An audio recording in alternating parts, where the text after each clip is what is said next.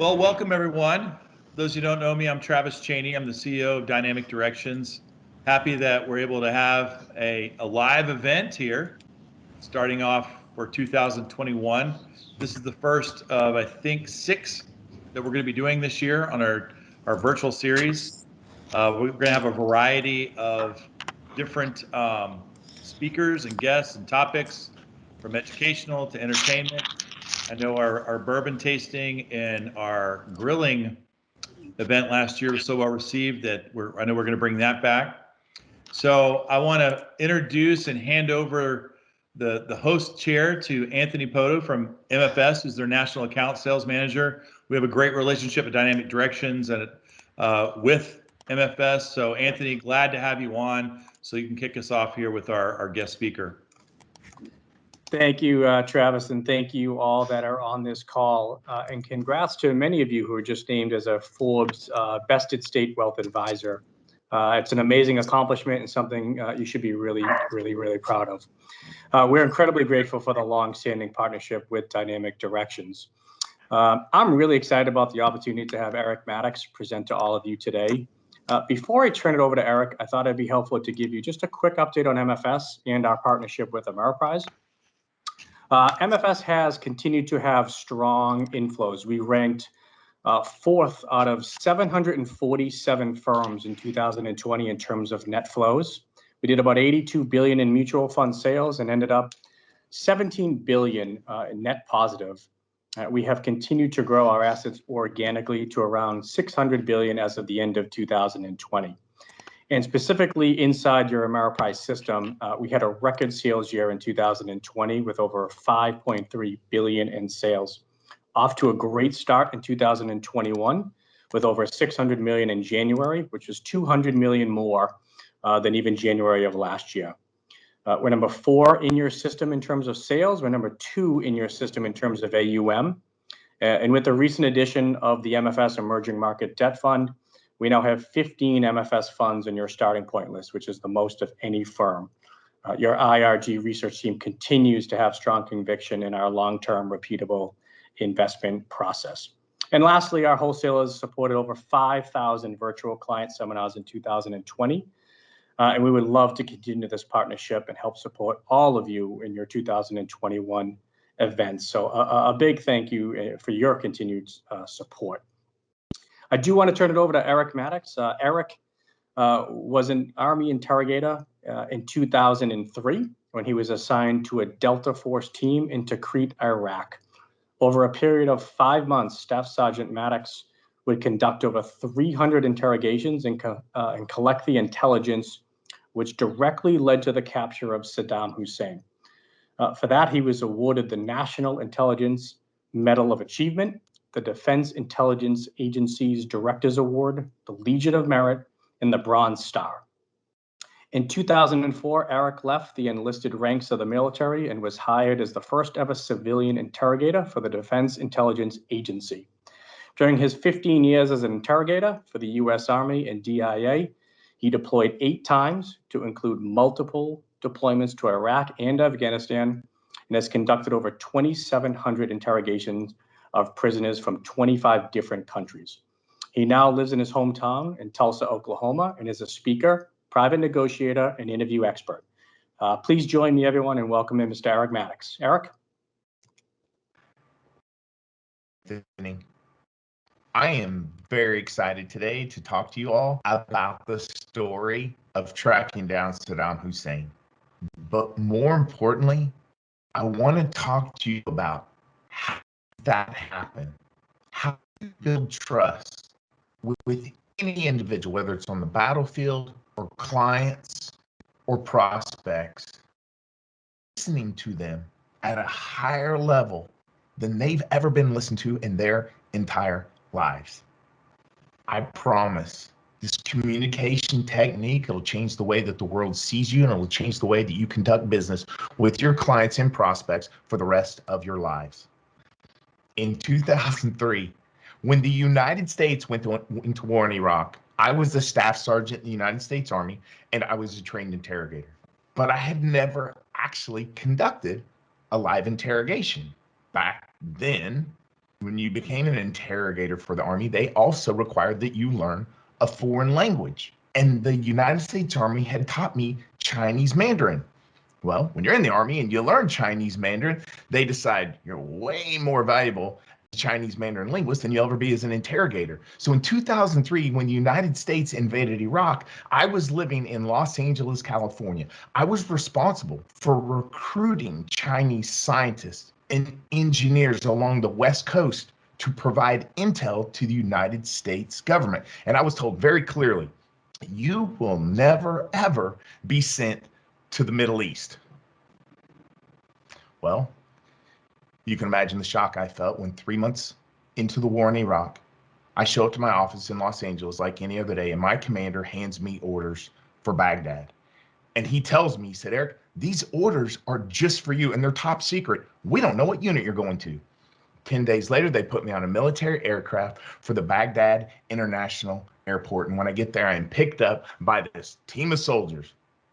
But they're not wearing uniforms, and they all have full beards. And they took me away from anyone on the plane, and they took me into this building and sat me down, and they said, you are now with the Joint Special Operations Command.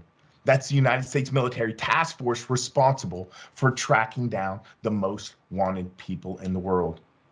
They said, ever since we invaded Iraq, the most wanted man in the world is Saddam Hussein. He was the ace of spades. And I don't know if you all remember in 2003 when the United States invaded Iraq, the Department of Defense, they created that deck of playing cards. And it was Saddam and all of his senior regime members.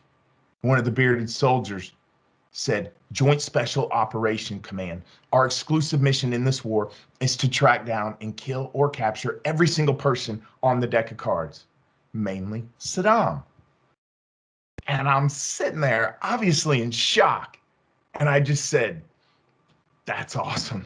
That is so cool. I didn't even know if you guys actually existed. And now I know you do. What on earth do you want with me? I'm a Chinese Mandarin linguist. And one of the bearded soldiers said, you're former infantry. You're a graduate of Ranger School. And they were right. When I first enlisted in the Army back in 1994, I enlisted as an infantry grunt. I spent 3 years as a paratrooper with the 82nd Airborne Division. And while I was there, I went and I graduated the Army's Ranger School. And it was years later, they trained me as an interrogator and taught me Chinese Mandarin. And one of the bearded soldiers said, Eric, we interrogators, we work for the Joint Special Operations Command. We have Delta Force teams all through Baghdad. Every single day, they're going on raids and missions to find Saddam, and they're flooding us with prisoners. They said, but we also have a Delta Force team out there, out in the Badlands, in Saddam's hometown of Tikrit, Iraq. And the bearded soldier said, that Delta Force team keeps calling us interrogators up, and they want us to go out there with them on their missions, on their raids. They said, Eric, we're interrogators. We're not infantry. So we called the Army. We said, listen, give us a list of every single Army interrogator who's former infantry and a graduate of Ranger School. They said, Eric, you were the only name on the list. They said, welcome to Iraq. I was there 3 days when they immediately sent me to Saddam's hometown of Tikrit. And I'm picked up by this Delta Force team. And the Delta Force commander brought me in and he said, Eric, yes, you're going to go out with us on these raids. You're going to conduct the interrogations of the prisoners at the houses when we raid. He said, but you're going to live with us. You're going to stay with us. You've got to help us get these prisoners to open up. He said the United States military has a detention facility here in Saddam's hometown. It has hundreds of prisoners. They're not talking. He said, Eric, we've never fought a war like this before. There's no uniform. There's no smoking gun, no battlefield, no chain of command. We don't have any evidence actually against these prisoners, and they're not cooperating with us. You've got to help us get them to cooperate and tell us who the enemy are in the Sunni Triangle. That first day I was with that team, that night we went on raid after raid. We were out all night doing raids. And the next day I went down to the prison. I got a couple of prisoners and I brought them back to this cool little Delta Force house where we were living at the U.S. compound there in Tikrit. And they gave my own room and my own linguist. And I began my very first interrogations. And I will tell you, the United States military, they do not teach or condone torture. But the United States Army interrogation techniques, they were very zero-sum game.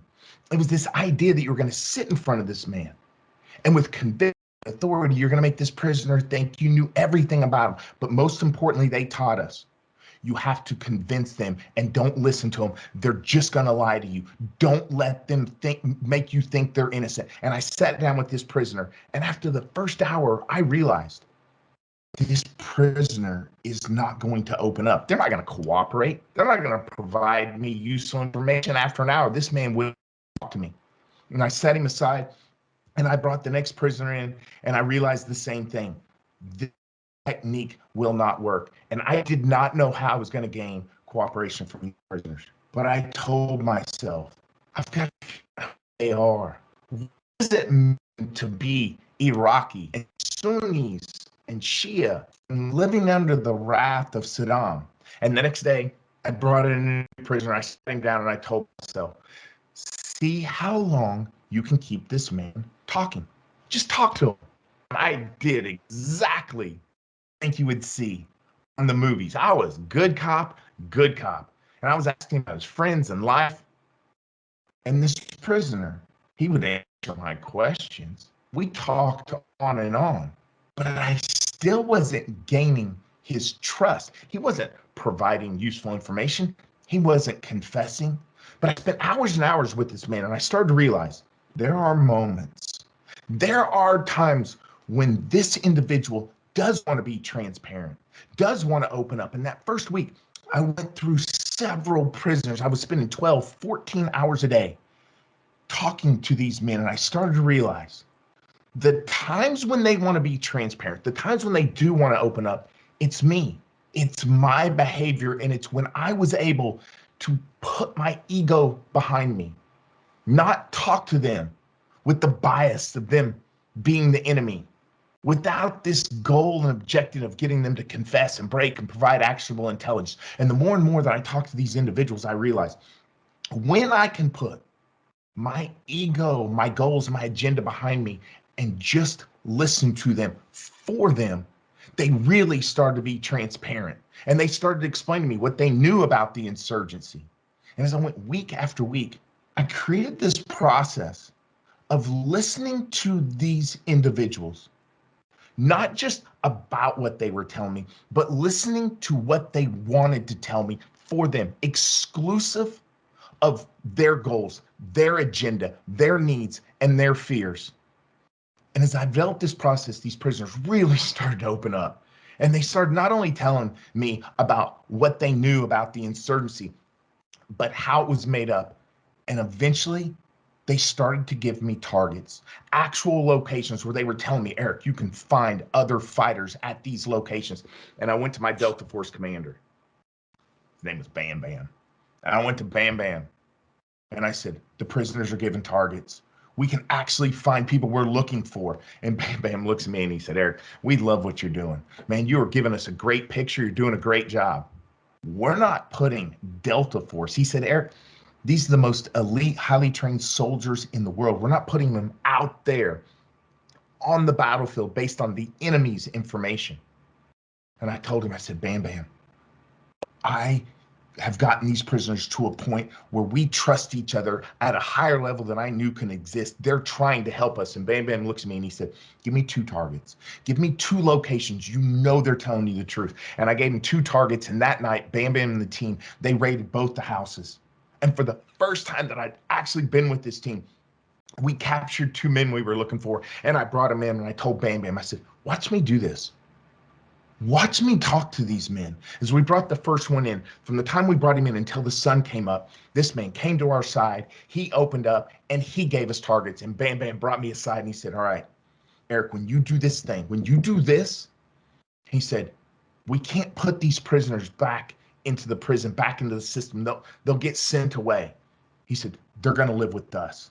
And Bam Bam gave me one of the rooms. We had a bathroom. And as I was able to earn the trust of these prisoners where they're completely and totally on our side, they started to live with us. And I built this team. They were kind of my board of advisors. And over the next 5 months, we captured over 200 insurgent fighters. I did over 300 interrogations. We built a link diagram of the Sunni Triangle insurgency that had over 2,000 names. And we realized at the very top was one man. One man was running the entire thing, and he was a former inner circle bodyguard of Saddam Hussein. This man's name was Mohammed Ibrahim. And as my tour is running out, I am on a 6-month tour. And those last 30 days, every mission, every raid was to try to capture this bodyguard. And with 10 days to go on my tour, Bam Bam comes to me and he said, "We got 10 days. We got to find the bodyguard." And I said, "Bam Bam, there's no way. I know this bodyguard better than any other prisoner I've ever gone after. I'm telling you, this bodyguard does not have the power, the respect, the rank to be running this insurgency. He's got to be getting this information from Saddam." And Bam Bam said, "What are you telling me?" I said, "Bam Bam, Saddam Hussein is in this town of Tikrit." And Bam Bam kind of laughs and he said, "Eric, nobody in the United States military thinks Saddam is here."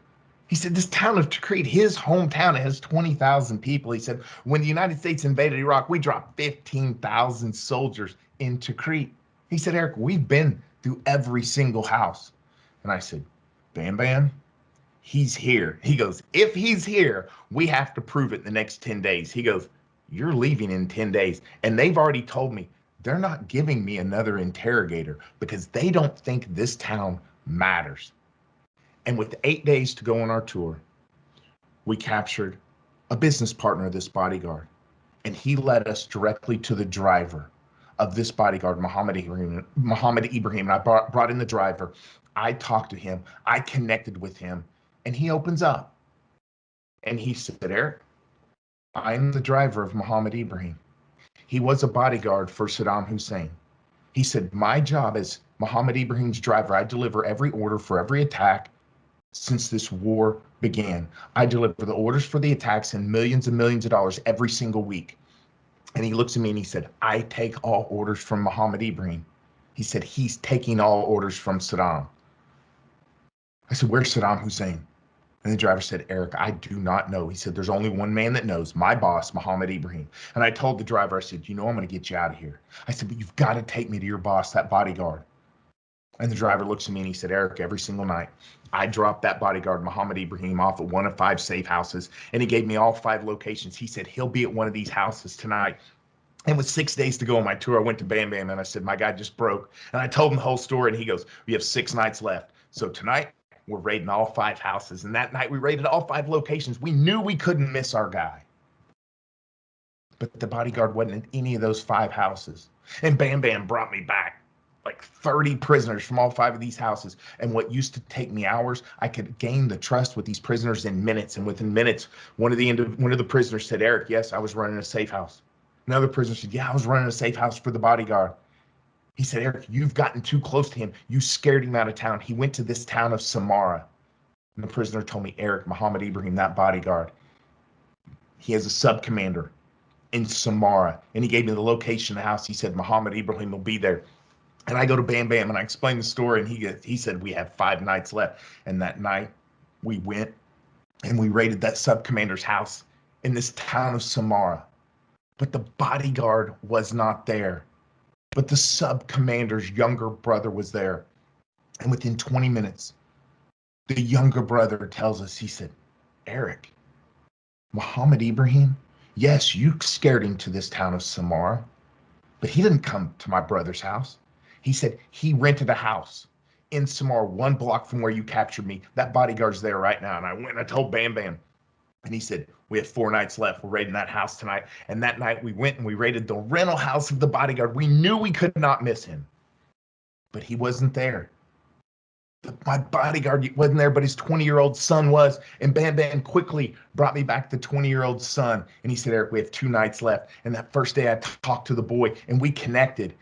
And he tells me, he said, "Eric, my dad, Mohammed Ibrahim, he was at that house where you captured me 2 hours before you all came. He said he left how would I know where he went? And I'm looking at all these prisoners that are living with us. And I'm thinking, how would any of them know now where this man went? I had all this opportunity. I had this moment in time and I just missed it. And I told myself, don't rush it. Don't force it. You sit with this boy. He's going to give you something else. And I sat all day with this 20-year-old and we connected. I mean, we really connected because it went from like anything that would resemble an interrogation to more like a family counseling session. Because apparently this 20-year-old boy and his dad, the bodyguard, who was the one man who could take us to the most wanted man in the world, their relationship was not going so well. And the boy is crying and he tells me his dad doesn't respect him as a man and his dad won't even look him in the eyes. And the boy's laying on his back crying and he's going on and on. And he says, I wish my dad and I could do things like we did when I was little. I said, well, what'd you guys used to do? He said, Eric, we used to go fishing. He said, he doesn't take me fishing anymore. I said, I don't want to get in the middle of things. I certainly don't want to take up for your dad. I said, but he's in the middle of a war right now. We might want to cut him some slack. And the boy looks at me and he said, no, they still go fishing. They just don't take me. I said, where do they go fishing? He said, along the Tigris River. I said, where?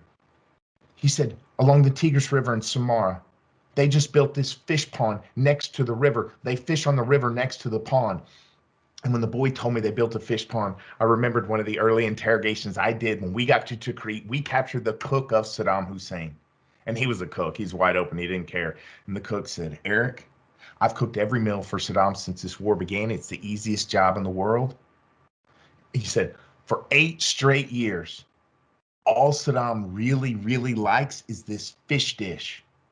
It's called Maz Goof. And the cook said, I make the best Maz Goof in the world.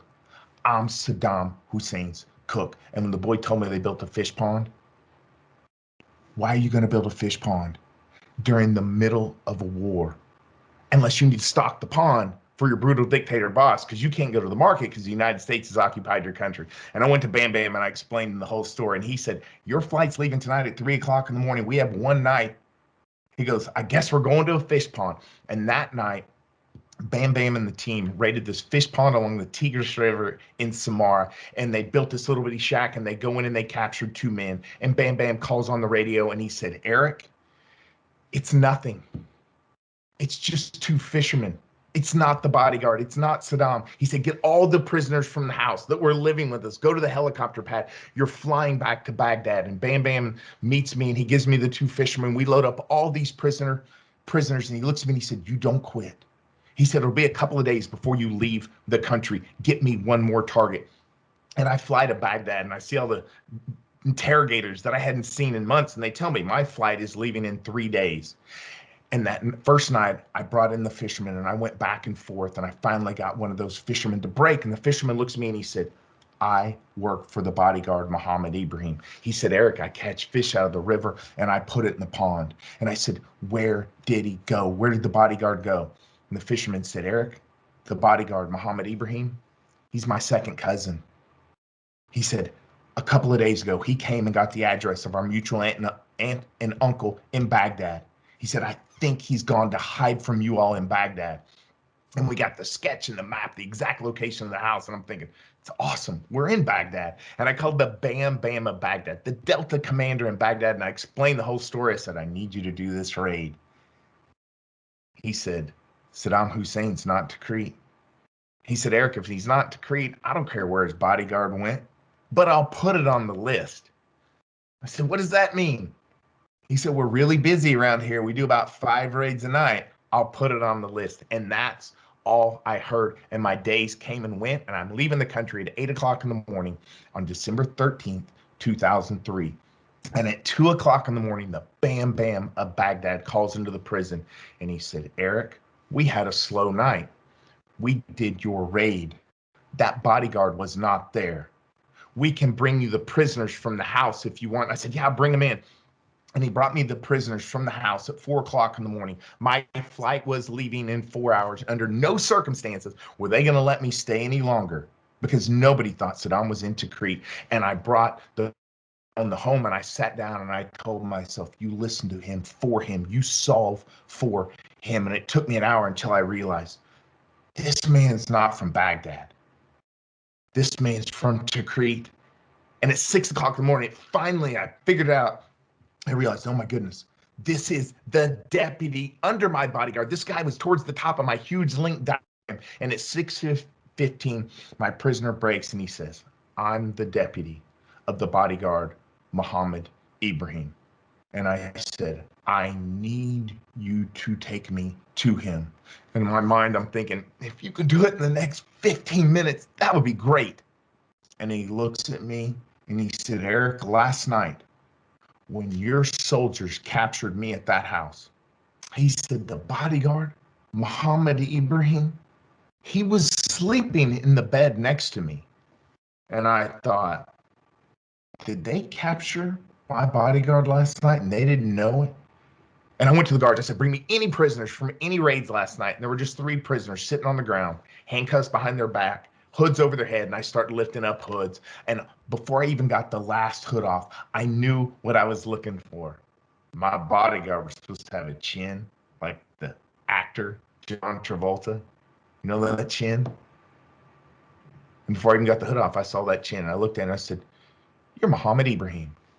Man, I've been waiting to meet you. And in perfect English, the bodyguard looks at me and he said, you are that interrogator from Tikrit.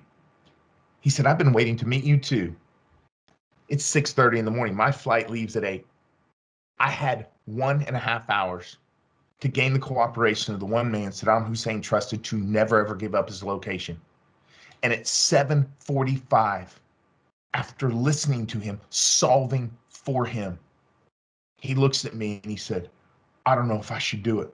He didn't say he couldn't do it. He said, I don't know if I should do it. And tears are running down his face. And I'm thinking in my mind, yeah, I think you should. I really do think you should. And he says, Eric, I can't. And I said, I need it now. I'm going to leave. They are going to take me out of this country. There's only 2 people that actually know he's there, you and me. I need it now. And then, like, perfect timing, the interrogators came in. They're like, what are you still doing here? You got to go catch your plane. And I told him, I said, this isn't a joke.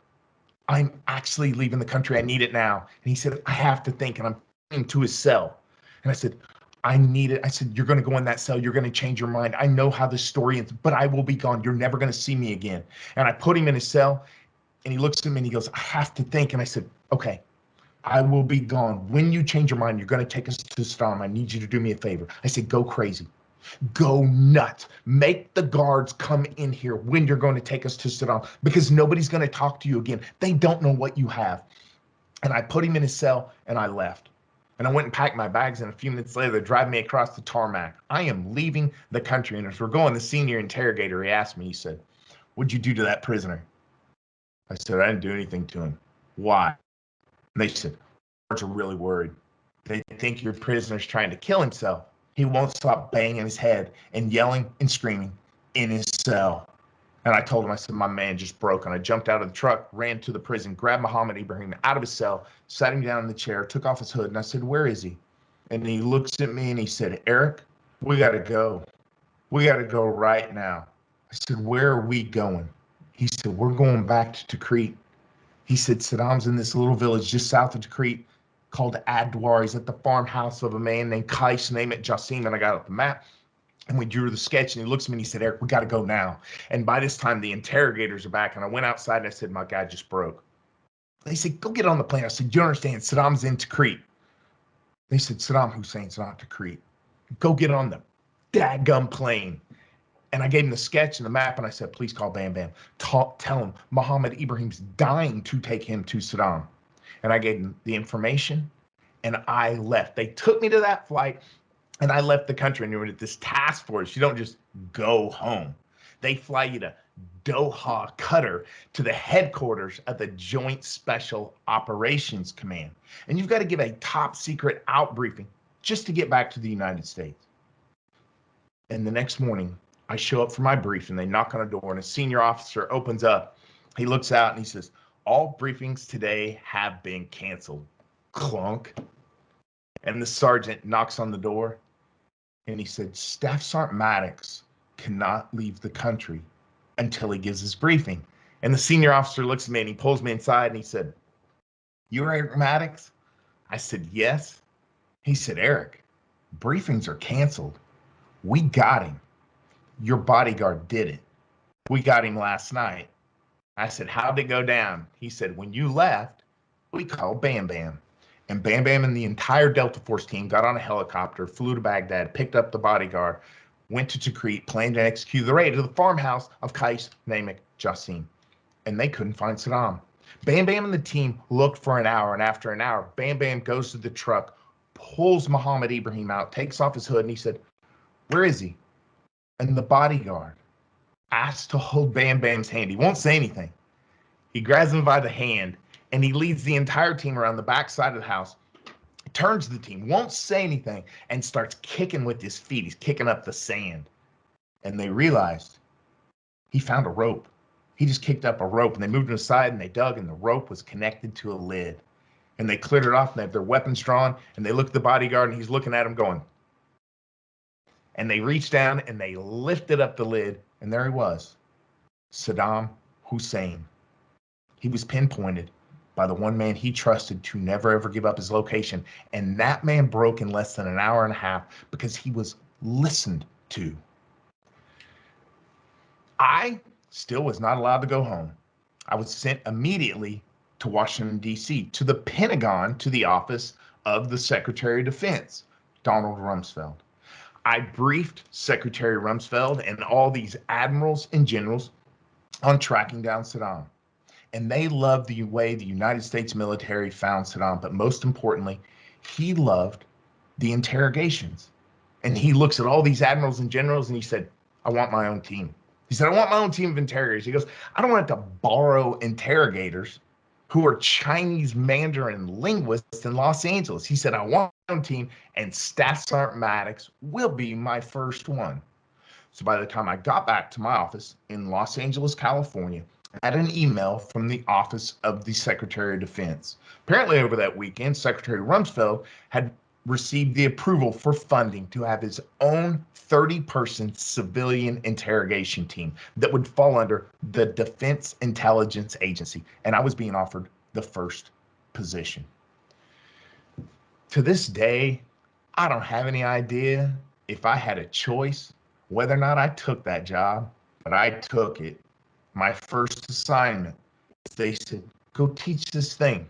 Go teach how you get this cooperation from these prisoners." I went around the world teaching this empathy-based listening, but I quickly realized this is going to be more difficult than what I thought because I'm explaining the process.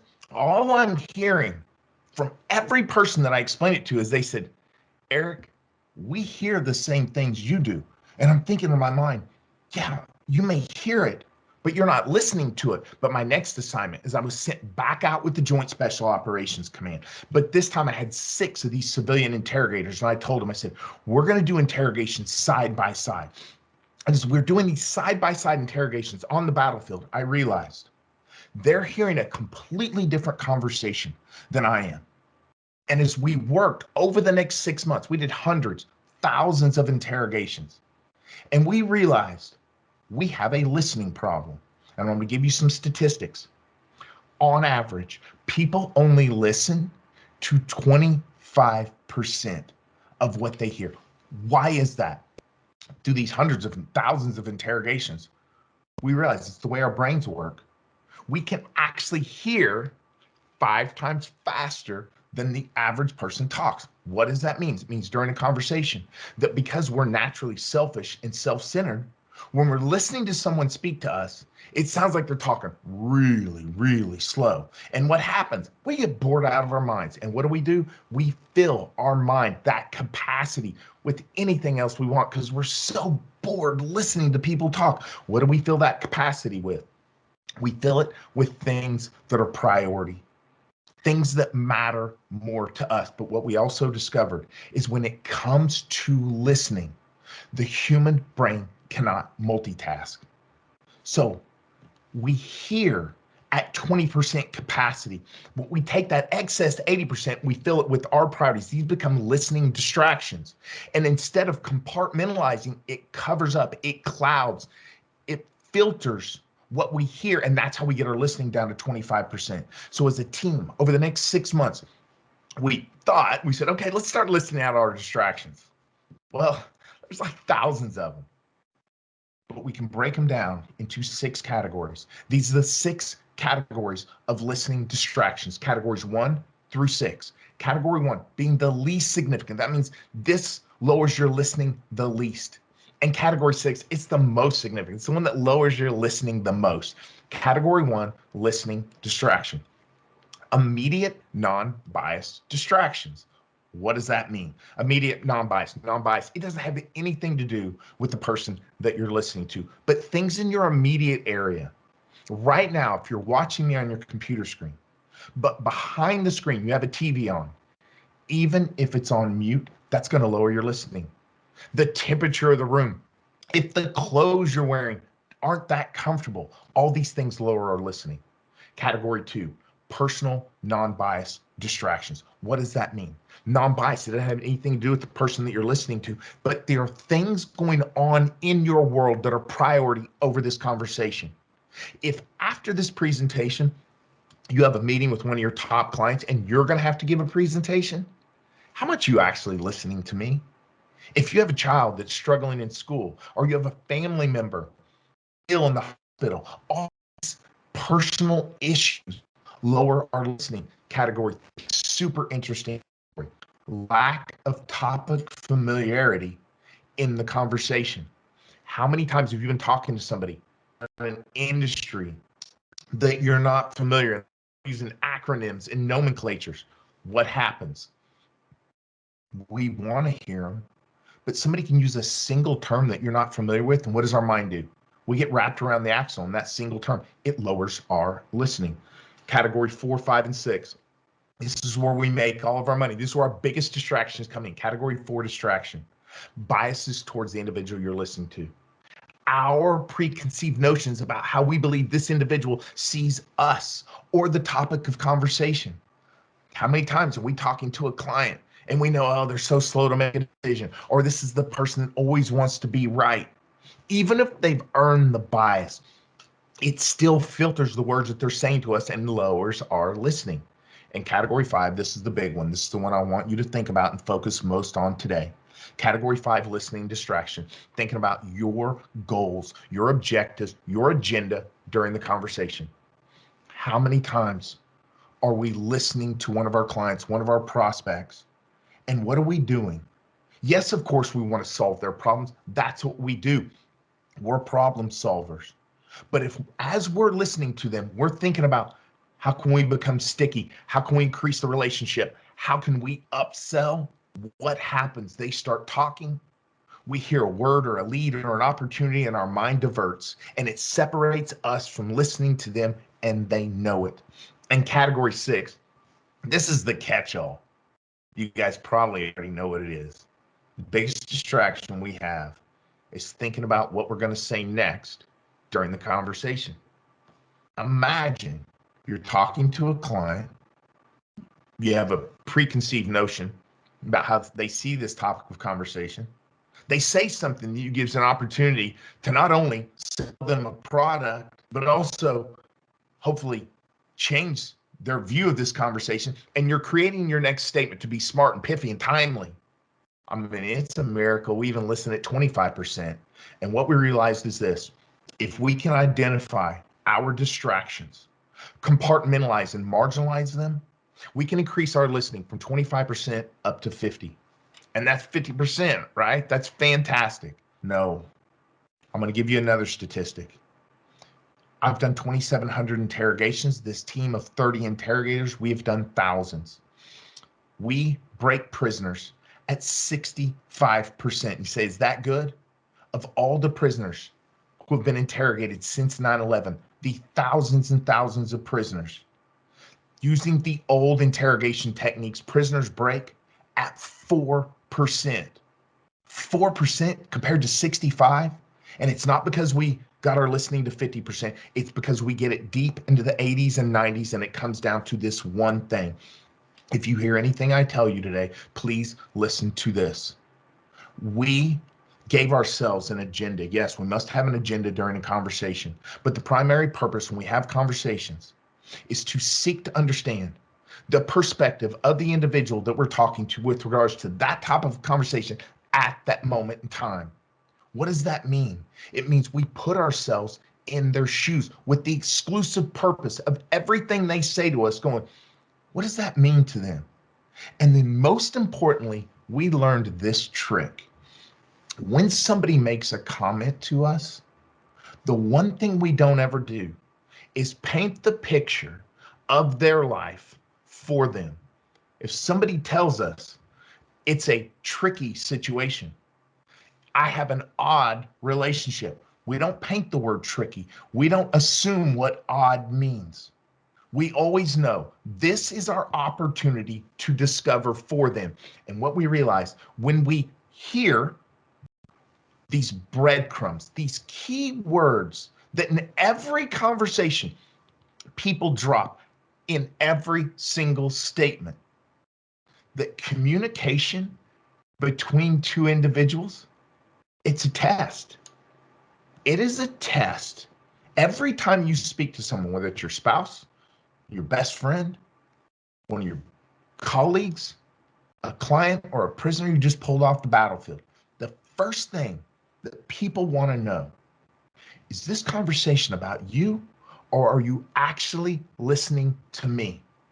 And the only way that we can demonstrate that we're actually listening to them for them is we must pick up these breadcrumbs. And whatever we do, we don't paint the assumption of what these subjective statements mean.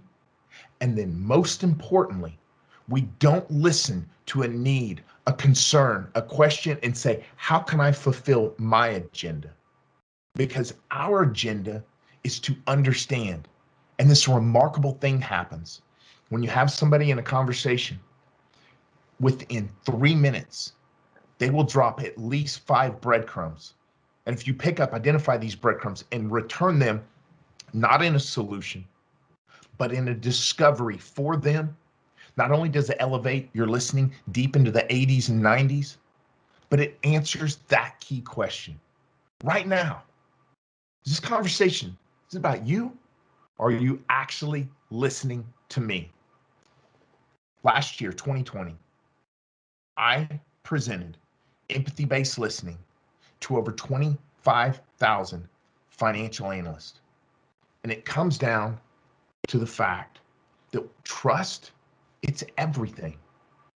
But the relationships that we've built, the years that we've put in, the performance that you all as Ameriprise, as a firm, have established, every one of your clients still wants to know, every time that we talk, are you listening for me? Are you seeking to understand my current issues, my current problems? And in 2020, what we've learned through presenting to thousands and thousands of financial advisors is most of your clients see the future. It's uncertain. It's dark.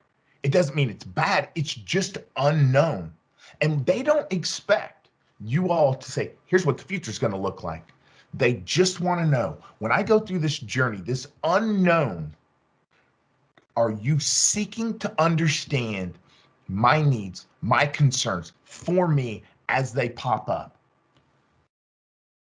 I told you, empathy-based listening, it is about one thing, building trust. I don't even have to ask you, how important is trust in the success of your firm? It's everything. Look at the way that we are communicating with all of our clients, and I beg you, ask yourself, am I a good listener? Do I have these distractions? But most importantly, when I'm listening to pick up these breadcrumbs, do we pick them up to solve, or do we pick them up first to discover? All right, I've got about 15 minutes and I love to open it up, well, I love asking questions because I'm an interrogator, but I also like fielding questions. And while we still have 15 minutes, I want to open up to any questions that you all have for me at this time.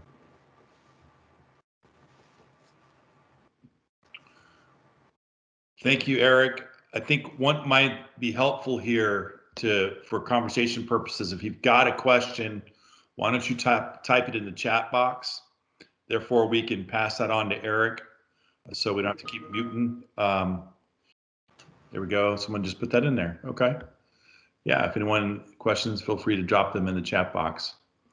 So, Eric, while we're waiting, you told a fantastic story. First of all, you're very engaging. I love the energy you have, the body language, the eye contact, and I know it's so hard in the virtual world, to see this.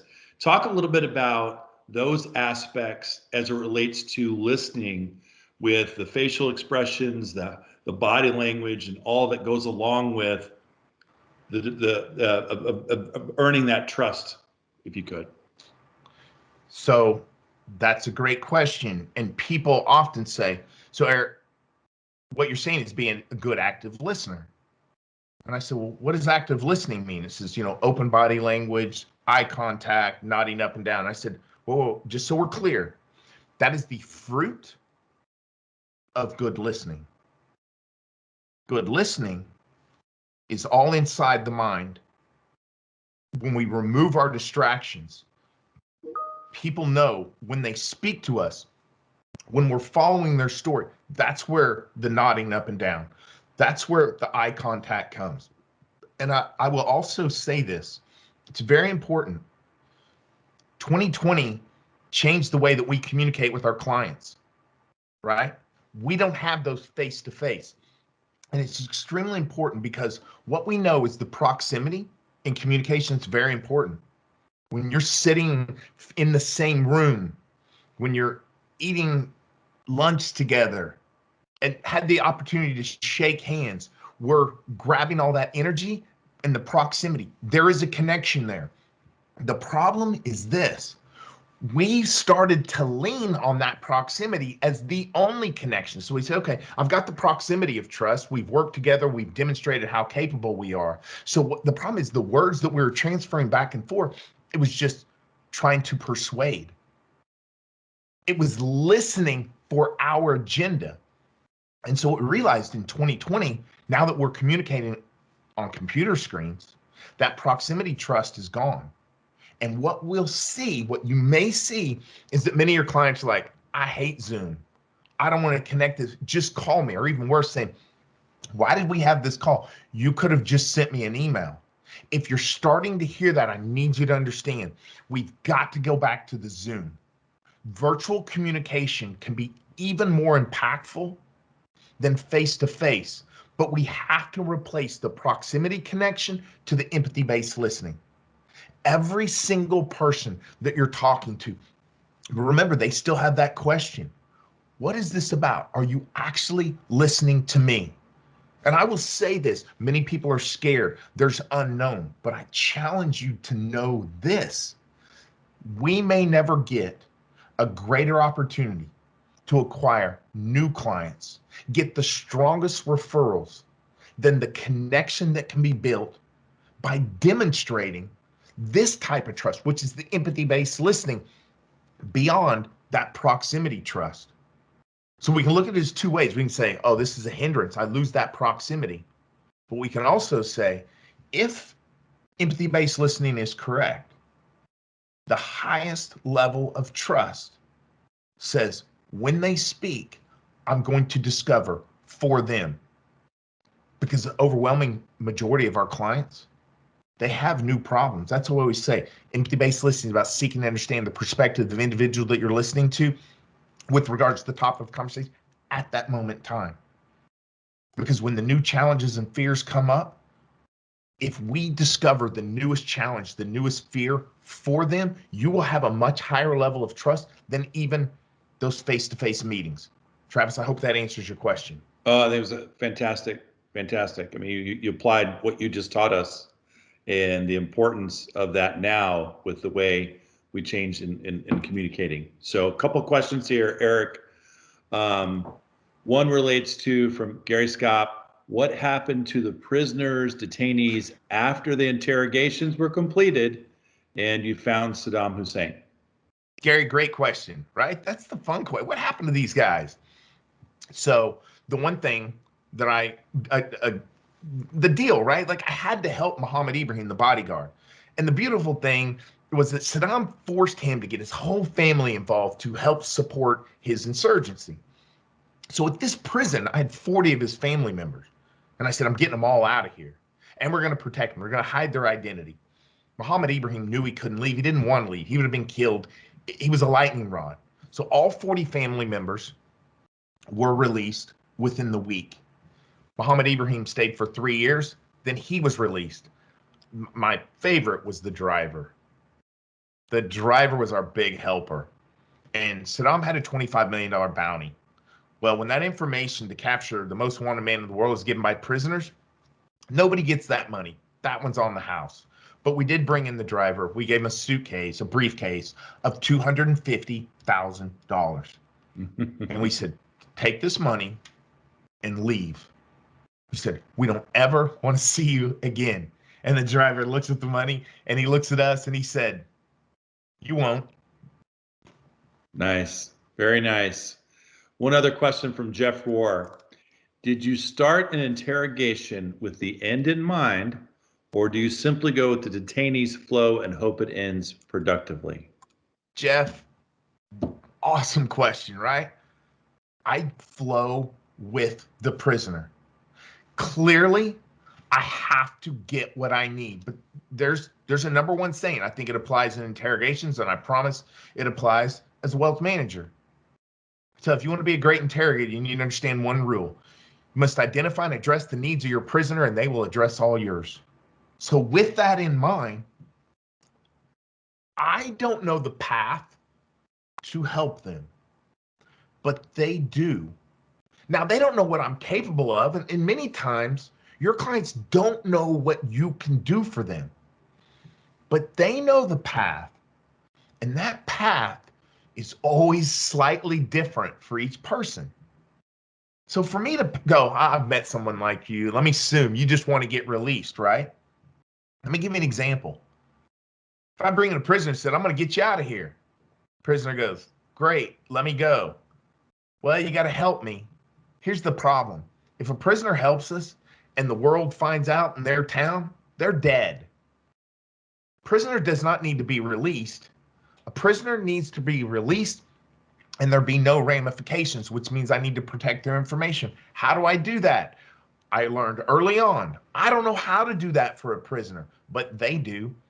I tell a prisoner, okay, you've got to take me to your boss, because if you take me to your boss, I can release you, and I don't have to worry about your boss making you rejoin this insurgency. And the prisoner will say, Eric, if I take you to my boss, they'll know it was me, they'll kill me.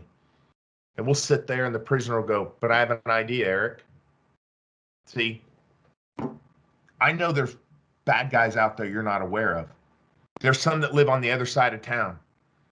And they don't know I know where they live, but I know where they live. If I take you to them and you go there first, and if you'll go from their house on the other side of town and then go to my boss's house, they'll think those prisoners did it and they'll never know it was me. They gave me a solution to their path. How would I know what the solution is? But they'll always take us there. And why will they take us there? Because we earned the trust that said, I'm putting you first. This is all about you. Once our clients realize you're good, you're capable, a warm referral gave me to you, and you work for Ameriprise, and you guys are awesome. All they want to know, if you'll listen and help me discover that path, I'm going to give you the keys to the kingdom. And the beautiful thing about it is when we talk about referrals, it's the golden jewel of trust. Referrals are strongest when a client says that person, that wealth manager, that advisor, they get me. That's the golden statement. They get me. You want to ask a prisoner why they help, they'll say, Eric Maddox, He gets me. He got it. He understood. That can only happen. Even if you guess right, if we're listening to one of our clients and we say, okay, they have this problem, I'm going to solve it. Let me show you what to do. Even if we guess right, we lose the opportunity to let them see us discover for them. That discovery are the referrals. And how important are referrals right now with everything we're going through? Very important. Absolutely. Eric, thank you. I know we have a few minutes left. I want to thank Anthony and our partners at MFS. Eric, fantastic job. Anthony, you want to close us out here? Sure. Yeah, absolutely. Thank you, Travis, and thank you all again for being on today's call. Can't thank you enough for the partnership. Please let us know how we can help you as we move deeper into 2021 and beyond. A huge thank you to Eric Maddox. That was great. That was certainly powerful. I got chills listening to it. Hopefully you all took a few parts of his talk in terms of listening and can bring it back to your practice. And again, I want to thank Travis, I want to thank Megan, I want to thank Eric, and really everyone that joined us today. Really do appreciate it. Yeah, and Anthony, if anybody on the call, just so you know, or on our meeting today, if you don't know who your MFS representative is, please reach out to Megan, and we'll get you in contact with Anthony and his team, so we make sure that you're getting served properly by our team at MFS. So thank you, Anthony. Very, very, very welcome. Thank you all.